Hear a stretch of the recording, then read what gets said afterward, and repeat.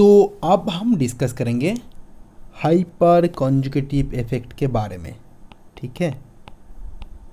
तो नोट करना स्टार्ट करो, कॉपी निकालो और ईयरफोन लगा लो कान में और कंसंट्रेट करो, डिस्ट्रैक्शन नहीं होनी चाहिए। हाइपर कॉन्जुगेटिव इफेक्ट पूरा डिटेल्स में बताने वाला हूँ, ठीक है। बहुत इंटरेस्टिंग रहेंगी ये चीज़ें, बहुत सारे एग्जांपल्स भी दूंगा हाइपर कॉन्जुगेटिव इफेक्ट से। देखो, hyper conjugative effect basically resonance, inductive effect, electromeric effect की तरह ही एक इफेक्ट है। तो इसको समझाने से पहले मैं एक एग्जांपल दे देता हूँ। मान लो इस तरीके का एक एग्जांपल है। अगर मैं बोलूँ यहाँ पे ऑक्सीजन का लोन पेयर है अपना, अगर मैं आपको बोलूँ कि जो ये डबल सिंगल बॉन्ड है ये स्लाइटली डबल बॉन्ड की तरह बिहेव करता है, ठीक है, तो आप उसको कैसे एक्सप्लेन करोगे? तो आप अगर आपको थोड़ा सा दिमाग लगाओगे तो आपको इसका आंसर पता है कैसे? आप जनरली बोलोगे यहाँ पे रेजोनेंस होगा और यहाँ पे इस तरीके का रेजोनेंस होगा, और अगर रेजोनेंस होगा तो हमें मिलेगा क्या? MEO, यहाँ पे प्लस, यहाँ पे एक double bond CH single bond CH2 और यहाँ पे माइनस। तो यहाँ पे थोड़ा सा डबल बॉन्ड क्रिएशन हो रहा है because of resonance, okay, resonance effect के थ्रू। तो एज यहाँ पे थोड़ा सा डबल बॉन्ड कैरेक्टर ऐड हो रहा है, तो इसीलिए ये बॉन्ड, इस बॉन्ड का जो कैरेक्टर होगा little bit double bond character रहेगा, या फिर ये बॉन्ड इस बॉन्ड कैरेक्टर सिंगल बॉन्ड और डबल बॉन्ड के बीच में रहेगा और बॉन्ड ऑर्डर 1 और 2 के बीच में रहेगा। तो ये था बेसिक कंसेप्ट, ठीक है। तो इसका बॉन्ड ऑर्डर 1 और 2 के बीच में है, सिंगल बॉन्ड और डबल बॉन्ड के बीच में है। अब कॉन्सेप्ट ये है कि इसको तो हम रेजोनेंस से एक्सप्लेन कर रहे हैं, बट सेम प्रॉब्लम अगर मैं आपको दूँ और यहाँ पे क्या करूँ, मैं यहाँ पे एक अलग एग्जांपल लूँ और वो एग्जांपल है इस तरीके का। ये स्ट्रक्चर, दूसरा स्ट्रक्चर ये वाला, तो यहाँ पे भी CC सिंगल बॉन्ड है, यहाँ पे भी CC सिंगल बॉन्ड है। लॉजिकली दोनों का बॉन्ड लेंथ सेम होनी चाहिए। इसका बॉन्ड लेंथ एक्सपेरिमेंटली 1.54 आर्मस्ट्रॉन्ग, इसका bond length experimentally 1.46 Armstrong. Why is that difference? ये डिफरेंस क्यों है? ये तो होना नहीं चाहिए, राइट?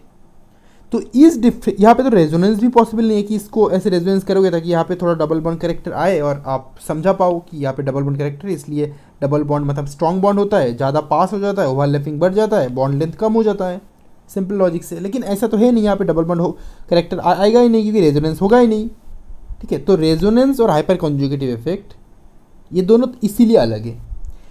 मैंने बोला था रेजोनेंस और मेसोमेरिक को डिफरेंशिएट मत करना, सेम रखना। तो उसमें क्या क्या पार्टिसिपेट करता है रेजोनेंस में? एक लोन पेयर, दूसरा क्या? Pi bond. ये दोनों सिस्टम रेजोनेंस में पार्टिसिपेट करता है, ओके। यहाँ पे लोन पेयर भी कर रहा है और पाई बॉन्ड भी कर रहा है, ये दोनों, right. In this two system क्या होगा? यहाँ पे तो ना लोन पेयर है ना पाई बॉन्ड, ऑफ कोर्स है, बट पाई बॉन्ड को घुमाने के लिए हमें कुछ फोर्स चाहिए, that force is not present over here. तो इसीलिए इसको समझने के लिए हमें क्या करना है? हमें एक चीज़ करना है जो कि पूरा अगले स्लाइड में हम करेंगे। चलो इसको मैं यहाँ पे लेके आ गया। अब देखो, ये एक्सप्लेन करने के लिए हमें एक और थ्योरी लेके आना पड़ेगा जिसको हम बोलते हैं क्या? Hyper conjugative effect. तो देखो जनरली होता क्या है, ये जो सिस्टम है ना, ये जो CH है, ये CH को मैं तोड़ के लिखता हूँ थोड़ा सा, CH without taking care of any bond angle, okay. तो हाइब्रिडाइजेशन कंसिडर नहीं कर रहा हूँ, बस आपको सिखाने के लिए मैंने तब किया था, बस ऐसे ही समझाने के लिए करूँगा अब मैं आपको। देखो यहाँ पे होती क्या है, एक तो ये जो पाई सिस्टम है, ठीक है। तो इस पाई सिस्टम को मैंने क्या बोला कि ये बॉन्ड जो है ये slightly double bond character gain कर रहा है क्योंकि इसका बॉन्ड लेंथ कम हो रहा है। तो सिंगल बॉन्ड का तो इतना लेंथ, तो सिमिलरली CC बॉन्ड लेंथ इतना होना चाहिए, लेकिन यहाँ पे है नहीं, मतलब slightly double bond character gain कर रहा है। और वो ये इसीलिए कर रहा है क्योंकि ये जो सिग्मा बॉन्ड है कार्बन और ऑक्सीजन कार्बन और हाइड्रोजन के बीच में, ये सिग्मा बॉन्ड यहाँ पे पार्टिसिपेट करेगा किसी भी तरीके से, तो वो कैसे करेगा वो हमें देखना है अभी। तो ये पार्टिसिपेशन के लिए करना क्या है, इस सिस्टम का जो सी सिग्मा बॉन्ड है ये वाला, इसको तोड़ना है। अब क्वेश्चन है क्यों टूटेगा ये बॉन्ड। सिग्मा बॉन्ड तो स्ट्रॉन्ग बॉन्ड होता है, तो टूटेगा क्यों, ठीक है। तो पहले मैं तोड़ता हूँ फिर बताता हूँ कि टूटेगा क्यों। चलो तोड़ के देखता हूँ क्या होता क्या है, यहाँ पे इफेक्ट क्या आता है। यहाँ पे ईच हो गया, यहाँ पे सी, यहाँ पे ईच, डबल बॉन्ड फॉर्म हो गया, और यहाँ पे जब डबल बॉन्ड फॉर्म होगा क्या होगा, तब ये बॉन्ड टूट के यहाँ पे आ जाएगा, right. C double bond C minus H, done. और यहाँ पे क्या रहेगा, यहाँ पे वो H प्लस रहेगा, क्योंकि ये जो बॉन्ड है ये टूट चुका है, मतलब दोनों इलेक्ट्रॉन यहाँ पे आ चुका है। ओके, बॉन्डेड टू इलेक्ट्रॉन, मतलब हाइड्रोजन के इलेक्ट्रॉन यहाँ पे आ चुका है, कार्बन के इलेक्ट्रॉन कार्बन के पास ही है। याद है इलेक्ट्रोवैलेंसी कोवैलेंसी, भूलना मत उसको। दोनों इलेक्ट्रॉन यहाँ पे नहीं आया, बस हाइड्रोजन के इलेक्ट्रॉन यहाँ पे आया, कार्बन के इलेक्ट्रॉन कार्बन के पास ही है। ओके, तो ये जो इलेक्ट्रॉन अब आ गया, दैट मीन्स यहाँ पे H प्लस बन गया। That means hydrogen H plus जा रहा है, वो भी इस तरीके से। ओके, एक्चुअली में हम जब कॉपी और पेन में, मतलब अभी मैं आपको दिखा रहा हूँ, तो आप कॉपी में ड्रॉ करोगे इसको, तो कॉपी में ड्रॉ करने के लिए या फिर हमें साइंटिफिकली इसको समझने के लिए हम इस तरीके से इसको ड्रॉ करते हैं। होता है इस सिस्टम में यही है, बस ड्रॉ करते हैं हम डिफरेंट तरीके से, मतलब हम खुद को समझाने के लिए हम इस तरीके से ड्रॉ करेंगे। एक्चुअली में ऐसा सिचुएशन नहीं आता, ऐसा नौबत नहीं आता कि इसको ये सिग्मा बॉन्ड तोड़ना पड़ रहा है सिस्टम को।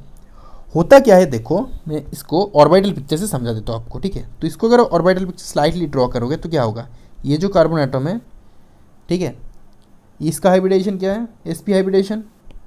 ओके, तो ये जो पाई बॉन्ड होगा ना, ये जो पाई बॉन्ड होगा, ये पाई बॉन्ड दिखेगा कैसे, ये सिग्मा बॉन्ड फॉर्म हो गया, एक सेकेंड, ये सिग्मा बॉन्ड फॉर्म हो गया, सी एक, और दूसरा ये वाला, ये आ गया, ये आ गया, ये आ गया, ये आ गया, और ये आ गया, हो गया जॉइंट।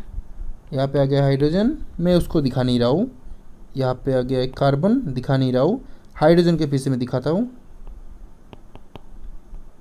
इस तरीके से, राइट। अब नोट करो यहाँ पे, ये जो हाइड्रोजन है हमारे पास, ये हाइड्रोजन टूट रहा है, राइट, और टूट के इस यहाँ पे जो पाई बॉन्ड है इसको तोड़ रहा है। तो ये क्यों होगा, देखो सिंपल हिसाब किताब है। ये जो सिग्मा बॉन्ड था, ठीक है, यहाँ पे इसका जो इलेक्ट्रॉन डेंसिटी था, यहाँ पे ये इलेक्ट्रॉन डेंसिटी, ये जो इलेक्ट्रॉन पाई सिस्टम है, इसका इलेक्ट्रॉन डेंसिटी के बहुत करीब है। तो इसीलिए क्या कर रहा है ये सिस्टम, हमें दिख रहा है कि ये टूट रहा है, एक्चुअली में टूटता नहीं है, ठीक है। हमें समझने के लिए हमें तोड़ना पड़ता है एक्चुअली, ठीक है, बट एक्चुअली में टूटता नहीं है। ये जो पाई इलेक्ट्रॉन, इसके साथ थोड़ा सा इलेक्ट्रॉन एक्सचेंज में पार्टिसिपेट करता है, रेजोनेंस, हाइपर कॉन्जुगेशन। वो है क्या चीज़ बताओ, रेजोनेंस, हाइपर कॉन्जुगेशन सारे तो परमानेंट इफेक्ट ही है, परमानेंट चेंजेस, परमानेंट इफेक्ट। क्या रेजोनेंस, हाइपर कॉन्जुगेशन, इंडक्टिव, ये सारे तो क्या है, परमानेंट इफेक्ट ही तो है ना। तो जब परमानेंट इफेक्ट है, मतलब ये सिस्टम को क्या कर रहा है, फोर्स कर रहा है इसके साथ इलेक्ट्रॉन का एक्सचेंज करने के लिए, ठीक है। तो जब इलेक्ट्रॉन का एक्सचेंज होगा, दैट मीन्स इसका इलेक्ट्रॉन यहाँ पे जाएगा, इसका इलेक्ट्रॉन यहाँ पे आएगा, राइट। तो जब ऐसा होगा तो ऐसा लगेगा कि ये बॉन्ड के इलेक्ट्रॉन थोड़ा सा टूट गया, और ये बॉन्ड, ये जो ट्रिपल बॉन्ड है ना, ये बॉन्ड यहाँ से होके, ये कार्बन कार्बन सिंगल बॉन्ड होके यहाँ पे जा रहा है, ऐसा फील होगा हमें। इसको मैं एक और एग्जांपल दूंगा, फिर और इजीली आपको समझा पाऊंगा, ठीक है। तो मैं अगर ये बॉन्ड का इलेक्ट्रॉन यहाँ पे होके यहाँ इसके साथ इंटरेक्ट कर रहा है, दैट मीन्स यहाँ होके कार्बन कार्बन सिंगल बॉन्ड होके ही जा रहा है ना। तो यहाँ पे क्या था, पहले सिंगल बॉन्ड, अगर यहाँ पे होके फिर से ये इलेक्ट्रॉन यहाँ पे जाएगा, मतलब ये कार्बन कार्बन सिंगल बॉन्ड होके, दैट मीन्स यहाँ पे जो सिंगल बॉन्ड था, मतलब जो इलेक्ट्रॉन डेंसिटी था वो थोड़ा सा इंक्रीज हो जाएगा। अगर इलेक्ट्रॉन डेंसिटी इंक्रीज हो गया तो पहले सिंगल बॉन्ड कैरेक्टर था, तो अब डबल बॉन्ड कैरेक्टर तो पूरी तरीके से नहीं होगा, लेकिन सिंगल बॉन्ड कैरेक्टर थोड़ा सा बढ़ जाएगा। दैट्स वाई यहाँ पे जो सिंगल बॉन्ड कैरेक्टर है ना, वो सिंगल बॉन्ड और डबल बॉन्ड कैरेक्टर के बीच में आ जाएगा, मतलब बॉन्ड लेंथ थोड़ा सा डिक्रीज हो जाएगा, बिकॉज ऑफ ओवरलैपिंग बढ़ जाएगा। इसको समझाने के लिए हमें इस तरीके का चीज़ें करना पड़ता है, ठीक है। एक्चुअल में बॉन्ड टूटता नहीं है, बस ओवरलैपिंग होता है उस बॉन्ड के साथ, ये जो पाई सिस्टम है इसके साथ। समझ में आया ये चीज़ें। तो यही है हाइपर कॉन्जुगेशन का फैक्ट। तो रेजोनेंस में तो पाई बॉन्ड पार्टिसिपेट करता है, जो हमें पता है पहले स्लाइड से, रेजोनेंस में पाई बॉन्ड पार्टिसिपेट कर रहा है, या फिर लोन पेयर पार्टिसिपेट कर रहा है। यहाँ पे सिग्मा बॉन्ड टूट के सिग्मा बॉन्ड पाई बॉन्ड के साथ रेजोनेंस कर रहा है। और सिग्मा बॉन्ड का पोजीशन कहाँ पे होना चाहिए, अच्छे से नोट करो, सिग्मा बॉन्ड का पोजीशन हमेशा कहाँ पे होना चाहिए, ये है हमारा कार्बन, इसके अल्फा कार्बन, देखो इसके बाजू में जो कार्बन होगा इसका अल्फा कार्बन, और जो हाइड्रोजन रहेगा उसका हम क्या बोलेंगे, अल्फा हाइड्रोजन। तो हमेशा अल्फा हाइड्रोजन एटम ही पार्टिसिपेट करता है हाइब्रिडाइजेशन, सॉरी हाइपर कॉन्जुगेशन में। तो हमेशा अल्फा हाइड्रोजन एटम ही हाइपर कॉन्जुगेशन में पार्टिसिपेट करता है। आई समझ में बात, क्लियर हुआ? चलो इसको एक और एग्जांपल लेके समझाते हैं, ठीक है? चलो एक और एग्जांपल लेता हूँ, फिर और इजीली आप समझ पाओगे। चलो मैं एक एग्जांपल इस तरीके का लेता हूँ, C double bond C, sorry double bond नहीं, इस तरीके का मैं लेता हूँ, C single bond C, H H यहाँ पे प्लस मतलब पॉजिटिव चार्ज, और यहाँ पे H3 कर देता हूँ, ठीक है? तो ये एक सिस्टम है। अब बोलोगे ये क्या है, तो यहाँ पे तो इंडक्टिव इफेक्ट शो होगा, मतलब इस तरीके से, है ना? तो CH3 ग्रुप क्या प्लस आई इफेक्ट शो करता है, तो ऑटोमेटिकली ये अपना इलेक्ट्रॉन डेंसिटी इंक्रीज कर देगा। लेकिन इंडक्टिव इफेक्ट का इफेक्ट बहुत कम होता है, इलेक्ट्रॉन डेंसिटी ऑफकोर्स यहाँ पे इंक्रीज करेगा, लेकिन इसको बस अकेला इसको न्यूट्रल नहीं कर सकता, स्टेबल नहीं कर सकता इस चार्ज को, पॉजिटिव चार्ज को। तो इंडक्टिव इफेक्ट तो शो होगा, प्लस एक और इफेक्ट शो होगा जिसका नाम है हाइपर कॉन्जुगेटिव इफेक्ट। कैसे देखो, तो मैं इसको तोड़ के लिखता हूँ थोड़ा, ऑर्बिटल को ट्राई करके देखो। यहाँ पे एक पॉजिटिव चार्ज है, नोट करना कार्बन के ऊपर, दैट मीन्स ये पॉजिटिव चार्ज है, मतलब ये जो कार्बन का और एक ऑर्बिटल था वो पार्टिसिपेट नहीं किया बॉन्डिंग में, ओके? मतलब वैकेंट ऑर्बिटल है वहाँ पे एक, तो कार्बन का कौन सा ऑर्बिटल होता है, पी ऑर्बिटल, ड्रॉ कर दिया एक पी ऑर्बिटल। बाकी हाइड्रोजन को इस तरीके से रखता हूँ मैं, ठीक है?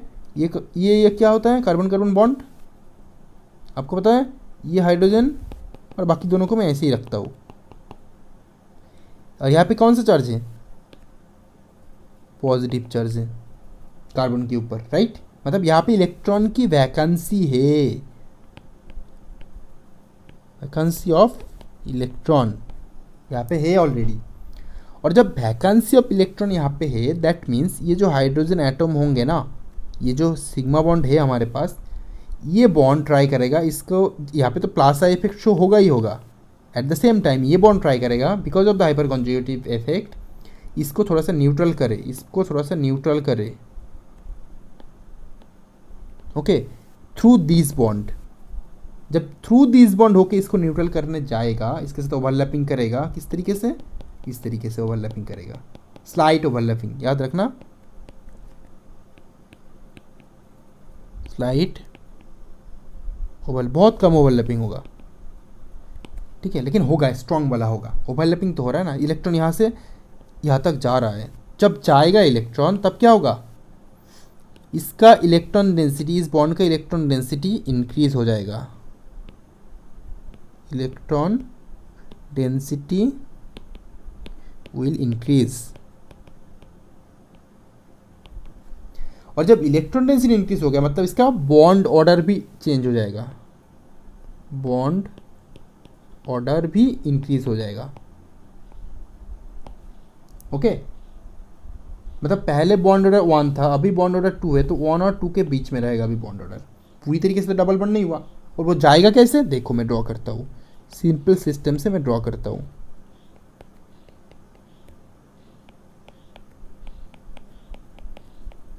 ठीक है? ये था, ये आ गया यहाँ पे 2 हाइड्रोजन था, पूरी तरीके से रेजोनेंस की तरह है, लेकिन थोड़ा सा अलग है, ये डबल बॉन्ड आ गया, पॉजिटिव चार्ज क्या हुआ, न्यूट्रल करना है इसको, न्यूट्रल हो गया, देखो, है ना? यहाँ पे तो H आ गया। अब जब ये हमने कर लिया, हमने ये अचीव कर लिया, अब क्या करना है, अब यहाँ पे मैं एक चीज़ ऐड करूँगा, जो देखना बहुत इंटरेस्टिंग फैक्ट होगा एक, देखो इस तरीके से हमें हाइपर कॉन्जुगेशन दिखाना है। लेकिन मैंने एक चीज़ बताते, याद है रेजोनेंस और मेसमरिज्म का डिफरेंस? तो रेजोनेंस में क्या हो रहा था, HCl का एग्जांपल लिया था मैंने, और ऐसे तोड़ा था बॉन्ड को, और इसको मैंने रेजोनेंस बोला था, H+ और Cl- फॉर्म जब हो रहा था, राइट? इसका मतलब जब H प्लस और Cl माइनस डेवलप होगा इस तरीके से, तो यहाँ पे रेजोनेंस क्रिएट हो रहा है, मतलब H प्लस जब फॉर्म हो रहा है, यहाँ पे बॉन्ड नहीं है बट रेजोनेंस तो हो रहा है already. Okay, that means same is true for this also. तो यहाँ पे भी क्या होगा, ये जो बॉन्ड था पहले, बाद में जो हम ड्रॉ कर रहे हैं, ड्रॉ तो करना है हमें, दिखाना तो है, यहाँ पे बॉन्ड नहीं है, मतलब रेजोनेंस तो हो रहा है, ये बॉन्ड रेजोनेंस में पार्टिसिपेट करके ये बॉन्ड खो रहा है सिस्टम, मतलब है तो रेजोनेंस की तरह ही, लेकिन बॉन्ड नहीं है यहाँ पे कुछ, रेजोनेंस में बॉन्ड रहता है एटलीस्ट। ठीक है, तो इस तरीके से कंपेयर करो इसको, फिर समझ पाओगे, है ना, कनेक्ट कर पा रहे हो ना। चलो अब मैं इसको फिर एक और नाम देता हूँ। चलो, अब जब बॉन्ड नहीं है यहाँ पे, देयर इज नो बॉन्ड, तो इसका हाइपर कॉन्जुगेशन का एक और नाम है no bond resonance. Hyperconjugation को बोला जाता है नो बॉन्ड रेजोनेंस। वो क्यों? बिकॉज ऑफ दिस रीजन, क्योंकि बॉन्ड ही रेजोनेंस में पार्टिसिपेट करके बॉन्ड खो जाता है सिस्टम में। वो बॉन्ड यहाँ पे आ चुका है, अभी डबल बॉन्ड फॉर्म कर चुका है, जिसका बॉन्ड ऑर्डर मोर देन 1 और लेस देन 2 है, राइट। तो अब आई होप अभी पूरी तरीके से समझ में आ गया होगा ये जो हाइपर कॉन्जुगेटिव इफेक्ट होती है वो क्या होती है। हमेशा हाइपर कॉन्जुगेटिव इफेक्ट दो तरीके से काम करता है, एक तो अल्फा कार्बन पे अल्फा हाइड्रोजन होनी चाहिए, कंडीशन लिख देता हूँ मैं, ठीक है। तो हाइपर कॉन्जुगेटिव की कंडीशंस दो सिस्टम के लिए होगा, एक अल्फा हाइड्रोजन ऑफ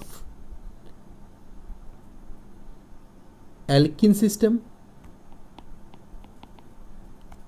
और दूसरा क्या है, alpha hydrogen of carbocation, right. इस तरीके से होगा।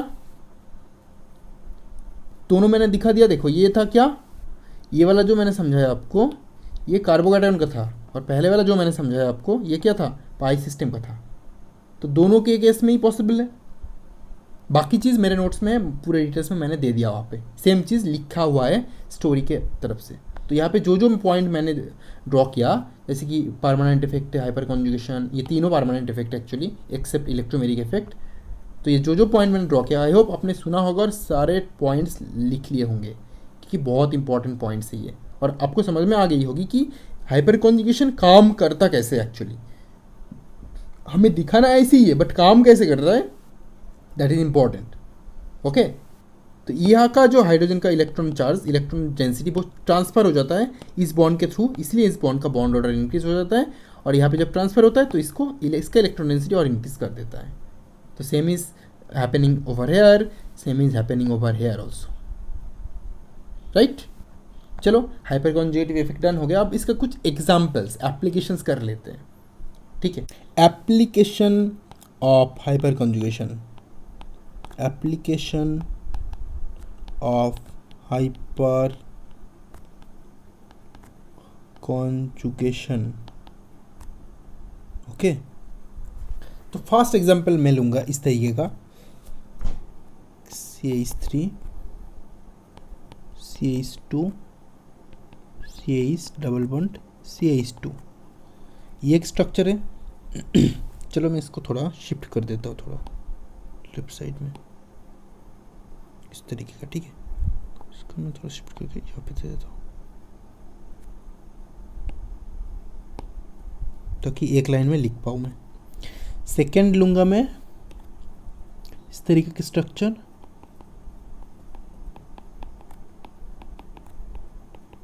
और थर्ड लूँगा मैं इस तरीके का स्ट्रक्चर। अब क्वेश्चन ये है, मुझे ढूंढना है कि इसमें से कौन सा मच मोर स्टेबल है।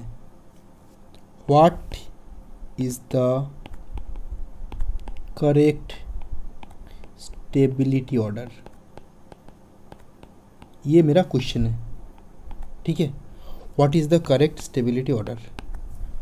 तो यहाँ पे मुझे हाइपर कॉन्जुगेशन इफेक्ट को अप्लाई करना है, ठीक है। तो जो फर्स्ट एग्जांपल है, ये जो फर्स्ट एग्जांपल है, ठीक है, तो इसको मैं यहाँ पे लेके आता हूँ और करके दिखाता हूँ कि होता क्या है। देखो, इसमें ये जो डबल बॉन्ड है, डबल बॉन्ड है, दो कार्बन, ये एक कार्बन, ये एक कार्बन, याद रखना ये कार्बन के बाजू में जो कार्बन होगा ये इस कार्बन को हम बोलते हैं अल्फा कार्बन, और अल्फा कार्बन के साथ जो हाइड्रोजन अटैच रहता है उसको बोलते हैं हम अल्फा हाइड्रोजन, और अल्फा हाइड्रोजन ही हाइपर कॉन्जुगेटिव इफेक्ट में पार्टिसिपेट करता है, याद रखना alpha hydrogen.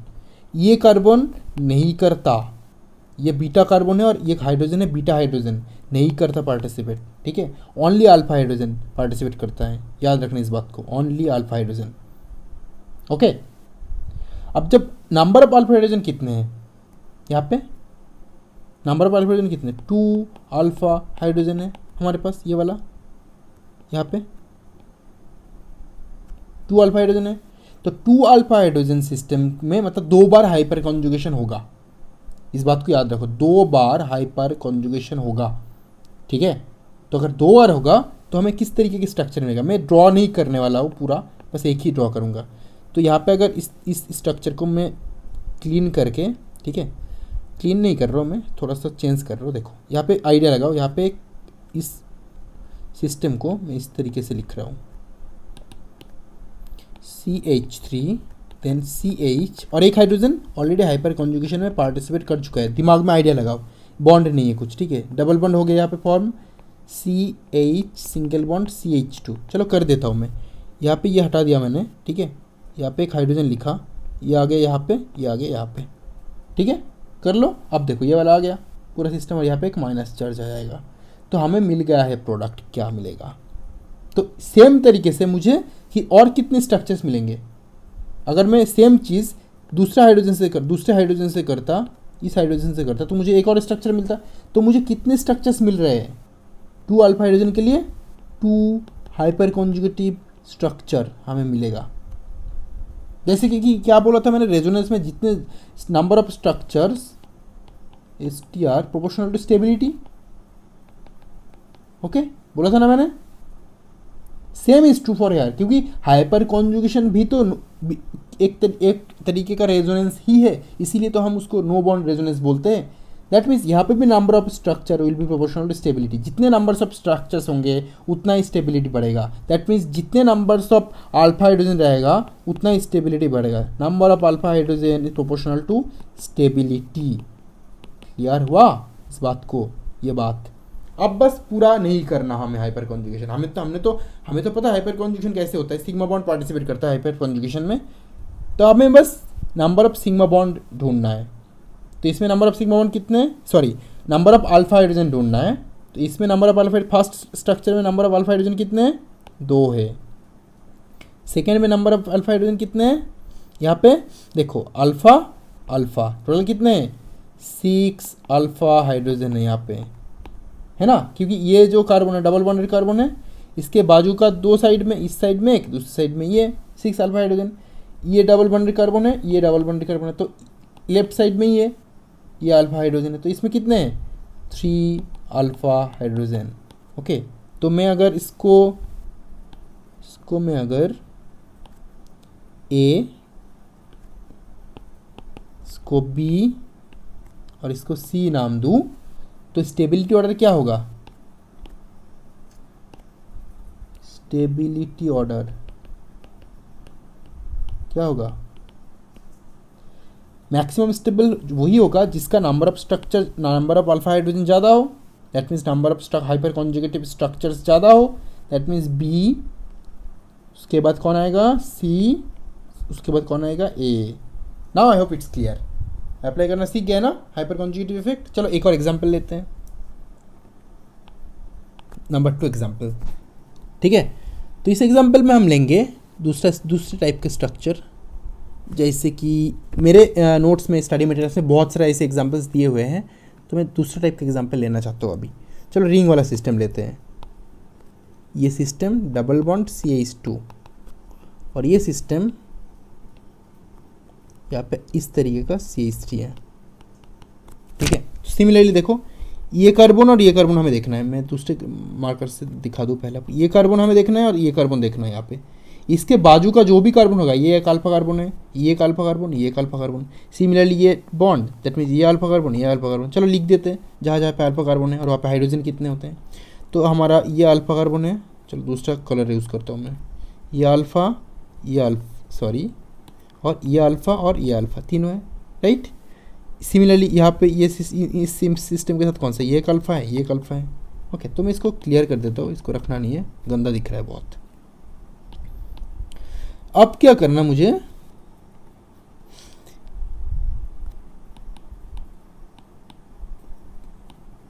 Okay that means CH3। अब क्या करना है मुझे नंबर ऑफ अल्फ़ा हाइड्रोजन गिनना है, ठीक है।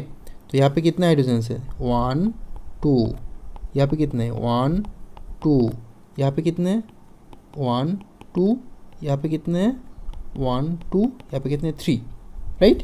टोटल कितने होते हैं 3, यहाँ पे 2, यहाँ पे 2, यहाँ पे 2, यहाँ पे 2। इस सिस्टम में 2 + 2 = 4, इस सिस्टम में 3 + 2 + 2 = 7। तो इसमें 7 अल्फ़ा हाइड्रोजन है, इसमें 4 अल्फ़ा हाइड्रोजन है। तो जितना ज़्यादा अल्फ़ा हाइड्रोजन उतना ज़्यादा स्टेबिलिटी, उतना ज़्यादा स्ट्रक्चर। ओके, तो इसको अगर मैं नंबर 1 लूँ, नंबर ए लूँ, इसको बी लूँ, तो स्टेबिलिटी ऑर्डर क्या मिलेंगे हमें, stability order B is greater than A. I hope it's clear now. चलो एक और एग्जांपल लेते हैं, आई होप यही लास्ट एग्जांपल होगा हाइपर कॉन्जुगेटिव इफेक्ट का। ओके, चलो देखते हैं। मैं पिक्चर ड्रॉ नहीं कर रहा हूँ, सारे पिक्चर्स मेरे मटेरियल में दिया हुआ है, ठीक है। ओके, तो ले लो, मैं टोटल 4 स्ट्रक्चर लूँगा, ठीक है, इस सिस्टम में, और 4 स्ट्रक्चर इस तरीके से ले रहा हूँ, 1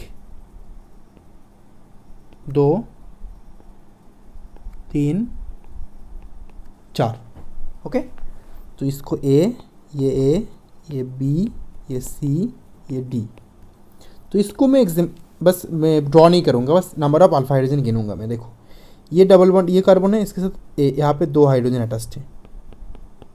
ओके, यहाँ पे 1 2 3 अटैच्ड है, यहाँ पे 1 2 3 अटैच्ड है।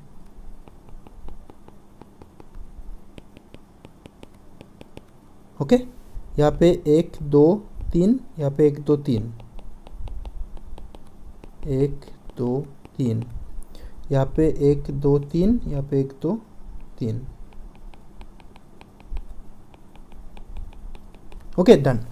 अब इसमें टोटल अल्फा हाइड्रोजन कितने, 2 अल्फा हाइड्रोजन, इसमें कितने हैं 6 अल्फा हाइड्रोजन, इसमें कितने हैं 6 अल्फा हाइड्रोजन, इसमें कितने हैं 6 अल्फा हाइड्रोजन। तो अब क्वेश्चन ये है, इसको तो मैंने बोल दिया कि ए लीस्ट स्टेबल होगा, बी सी और डी में कौन सा ज़्यादा स्टेबल होगा, कौन सा कम स्टेबल होगा, ये बताओ। इसको कैसे सॉल्व करोगे, बताओ, इसको सॉल्व किस तरीके से करोगे। तो इसको एक्सप्लेन करने के लिए हमें क्या करना है, इसको मैं दूसरे पेज में लेता हूँ, ठीक है, फिर बहुत आसानी होगी सॉल्व करना, क्योंकि मुझे इसको एक पिक्चर को ड्रॉ करना भी है।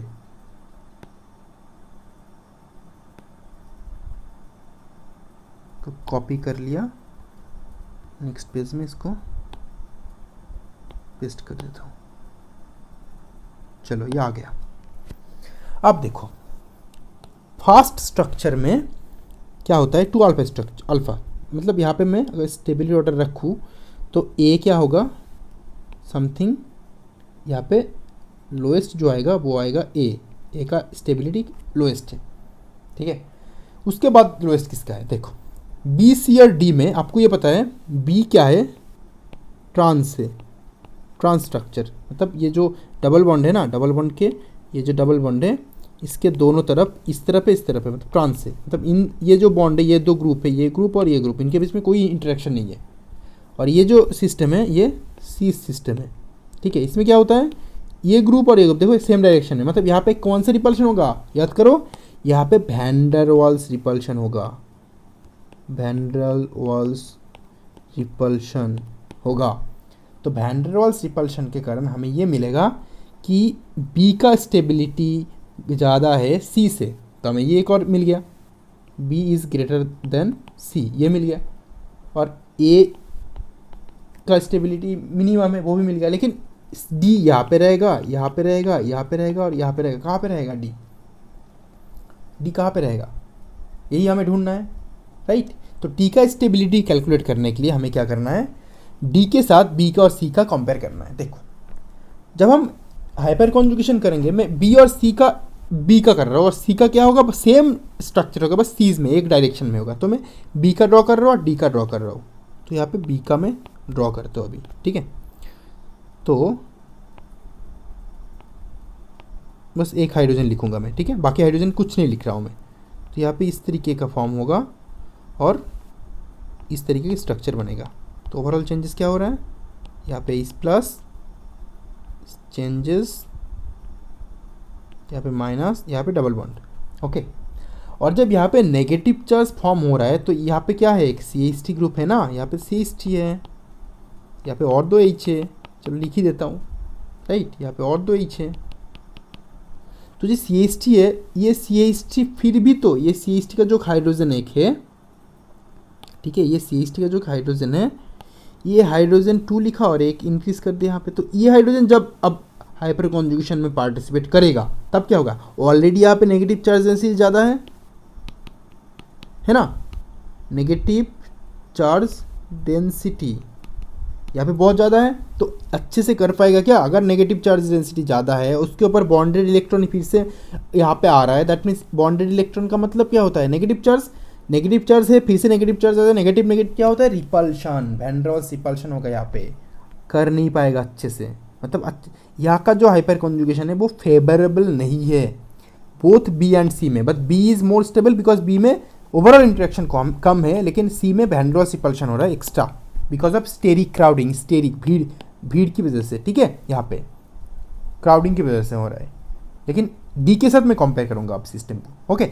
तो इसीलिए अब इस फैक्टर को अगर हम 1 मिनट के लिए छोड़ भी देन ऑल्सो क्या होगा, देखो ये जो CH2 है, इसको CH2 ना सोच के CH3 सोचो इस तरीके का। तो यहाँ पे एक नेगेटिव चार्ज फॉर्म हो रहा है यहाँ पे। अब जब CH3 रहेगा, इसका कौन सा इफेक्ट होता है, CH3 का plus I effect, that means वो इलेक्ट्रॉन छोड़ेगा इन जनरल। जब प्लस आई इफेक्ट के थ्रू इलेक्ट्रॉन छोड़ेगा, दैट मीन्स फिर से नेगेटिव चार्ज डेंसिटी को और इंक्रीज कर रहा है। और सिस्टम में चार्ज रहना और सिस्टम न्यूट्रल रहना, कौन ज़्यादा स्टेबल होता है, रेजोनेंस का एप्लीकेशन में मैंने बताया था न्यूट्रल सिस्टम ज़्यादा स्टेबल होता है देन चार्ज सिस्टम, ओके। क्योंकि कोई क्यों चार्ज पसंद करेगा, ज़्यादा या कम क्यों पसंद करेगा, हम सुकून से लाइफ जी रहे हैं ना, सुकून से जीने दो उनको, क्यों कम या ज़्यादा चाहिए, राइट। तो इसीलिए बी और सी एज दोनों का हाइपर कॉन्जुगेशन सेम होगा, बस सी में ज़्यादा रिपल्शन हो रहा है, उसको छोड़ के इसका स्टेबिलिटी कम हो जाएगा। अब मुझे जब मैंने बोला कम हो जाएगा किसके रेस्पेक्ट से, डी के रेस्पेक्ट में, तब डी में क्यों ऐसा कुछ नहीं होगा, चलो देख लेते हैं। चलो डी का केस कर लेते हैं अभी।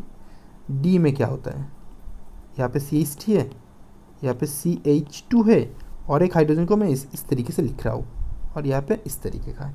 तो ये हाइपर कॉन्जुगेशन मैंने किया, स्ट्रक्चर आ गया CH2, यहाँ पे H प्लस माइनस, यहाँ पे CH3। यहाँ पे देखो जो CH3 ग्रुप है ना, यहाँ पे यहाँ का जो CH3 ग्रुप है या ये वाला या फिर ये वाला डायरेक्टली ऑक्सीजन को, नेगेटिव चार्ज को और इलेक्ट्रॉन दे रहा है। यहाँ पे जो CH3 ग्रुप है देखो डायरेक्टली नहीं दे रहा है, 2 कार्बन बाद यहाँ पे इलेक्ट्रॉन डेंसिटी को इंक्रीज कर रहा है। या फिर अगर ये चाहेगा ना, इतना दूर है नेगेटिव चार्ज की, इतना इसका जो इंडक्टिव इफेक्ट है, प्लासा इफेक्ट, इसका जो प्लासा इफेक्ट है ना वो डिक्रीज हो जाएगा क्योंकि ये डिस्टेंस की वजह से, डिस्टेंस याद रखना, ओके। तो इंडक्टिव इफेक्ट ज़्यादा इफेक्टिव नहीं रहेगा। मैंने बताया था इंडक्टिव इफेक्ट का इफेक्ट 2 कार्बन के बाद रहता ही नहीं है, मतलब 2 कार्बन 1 कार्बन सेकेंड कार्बन में थोड़ा सा तो कम होगा। तो यहाँ पे ऐसे नहीं हो रहा है, यहाँ पे देखो डायरेक्टली 1 कार्बन भी, यहाँ पे देखो डायरेक्टली फर्स्ट कार्बन में ही नेगेटिव चार्ज है, उसका नेगेटिव चार्ज का इलेक्ट्रॉन डेंसिटी और इंक्रीज कर रहा है, लेकिन यहाँ पे इलेक्ट्रॉन डेंसिटी उतना इंक्रीज नहीं होगा जितना होना चाहिए यहाँ पे फर्स्ट सिस्टम में होगा या फिर बी और सी में होगा। इसीलिए डी सिस्टम में इस तरीके का, डी सिस्टम का स्टेबिलिटी ज़्यादा होगा, although B C D all have 6 alpha hydrogen, okay. तो देखो मैंने पहले से हर चीज़ कनेक्ट करके एग्जाम्पल्स को समझा रहा हूँ आपको, ताकि आपको हर एक चीज़ छोटी चीज़ें समझ में आए। नहीं तो बहुत स्टूडेंट ये क्वेश्चन मुझे कर चुके हैं, बी सी तो समझ में आया, बी ज़्यादा स्टेबल है, सी कम स्टेबल है, लेकिन डी का क्या चक्कर है भाई। तो डी का चक्कर यही है, hyper conjugation effect and inductive effect, ठीक है, इंडक्टिव इफेक्ट का डिस्टेंस जो होता है वो। आई होप पूरा हाइपर कॉन्जुगेटिव इफेक्ट का एग्जांपल्स के साथ समझ में आ गया होगा। इसके साथ और 3-4-5 एग्जांपल से मेरे स्टडी मटेरियल में देख लेना। आई होप पूरा हाइपर कॉन्जुगेशन क्लियर हो जाएगा आपका, ठीक है। तो आई होप इट्स डन।